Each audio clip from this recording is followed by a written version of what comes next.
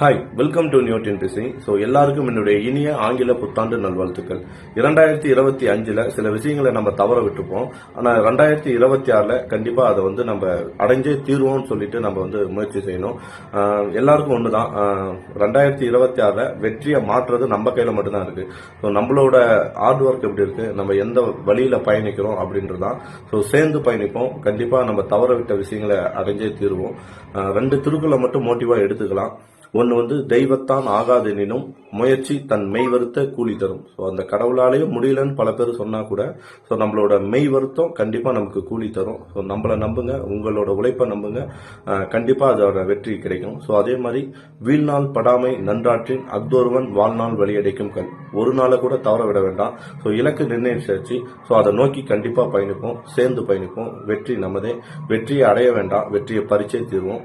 All the best. Happy new year.